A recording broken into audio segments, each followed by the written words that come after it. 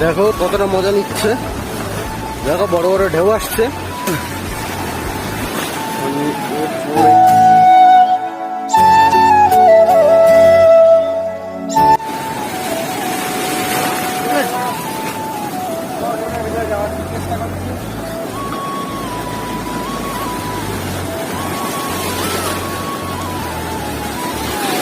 যাচ্ছি, দেখো কতটা ঢেউ।